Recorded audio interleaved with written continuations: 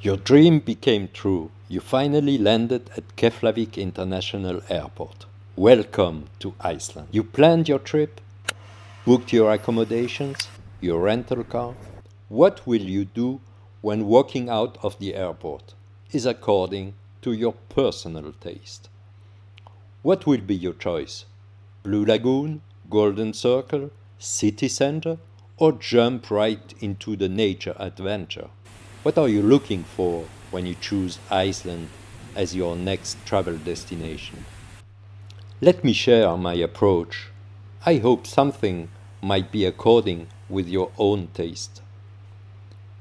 Connecting with nature and photography are the main reasons why I choose Iceland.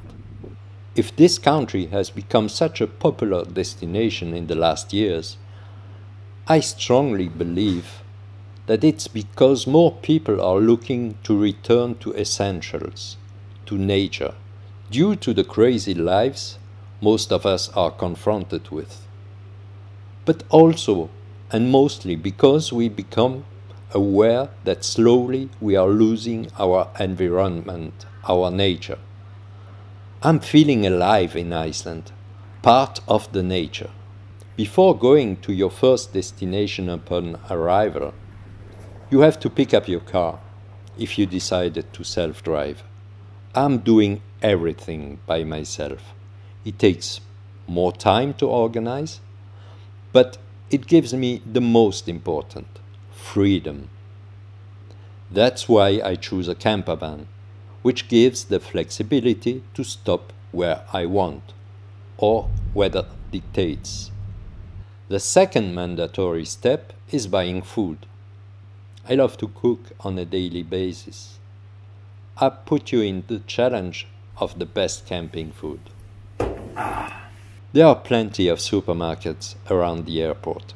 I try to buy food to survive at least 3 or 5 days. Now we are ready to drive to our first step. You will understand that my choice is not going where hundreds of visitors will go bathing in some blue water. I'm really not a big fan of everything related to tourism factories. I love people, but individuals more than huge crowds. By the way, really close to that area, less than half an hour from the airport, my first choice will be Reykjanesta. Fairly easy to find, following the signs. You will drive through a geothermal area. Not the best smell, but impressive steam. You can park around the lighthouse. You will face the ocean and a powerful scenery. Here you will experience strong wind, powerful waves smashing on the rocky shoreline, and impressive cliffs. Perfect sunset spot for photographers, especially with the sea stacks as the main subject. Be very careful with the tides, the slippery and sharp rocks. For me, it's an excellent introduction to jump into the Icelandic mood. A great way to start a trip in Iceland. Just behind the hill, there is a large pebble beach, which offers geometric shapes. Brinketil, a 10 minutes drive, is an area with some lava pools along the ocean. Be prepared to get wet when the waves get furious. Be aware that even from the platform overlooking the scenery, the waves can smash your life away.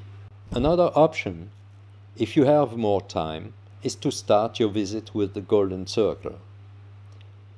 It can be overcrowded in the middle of the day, but early or late it's acceptable.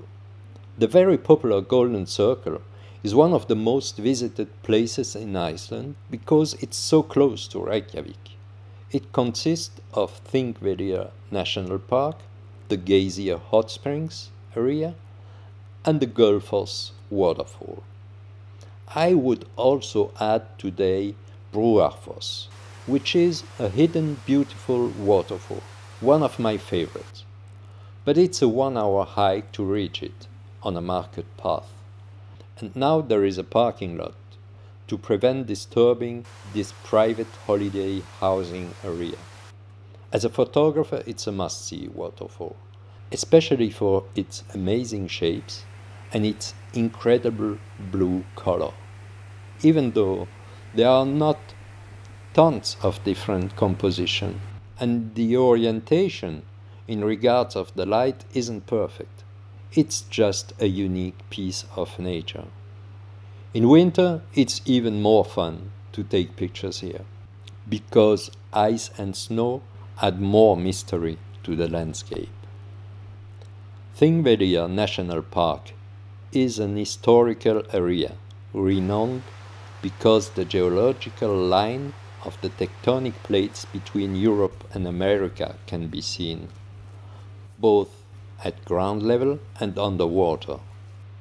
Here there is one of the biggest lakes of the country, but my favorite place is another waterfall, Oxararfoss, which flows into the lake. Oxararfoss is a pretty small waterfall. Nonetheless, I like the shapes created by the curving stream, as well as the ice and snow patterns in winter. I definitely recommend to come early if you want to have some space to take your photographs. Geysir is a geothermal field including several geysers and hot springs. The most famous, Geysir, gave the name to this phenomenon, which means gushing. Stråkur is the 2 days most active. It erupts every 5 minutes or so and sprays water at around 20 meters high. Useless to say to come early enough to avoid the huge crowd. I managed to get a decent sunrise shot with the moon in the background. You really feel on another planet, as long as you have the place for yourself.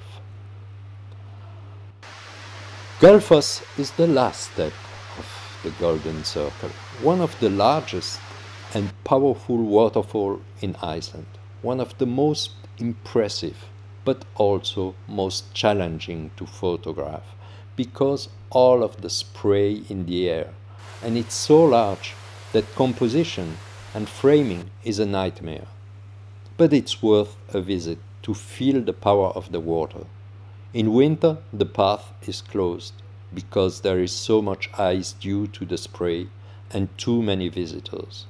I remember my first visit in Iceland in the 90s, where the area was accessible without any restrictions, other than your own security. I spent several hours sitting very close to the waterfall, enjoying the place almost for myself. I hope this video was helpful if you plan to visit Iceland for the first time. If you enjoyed it, please give me a thumbs up. It will help me a lot if you subscribe to my channel to create more content to share.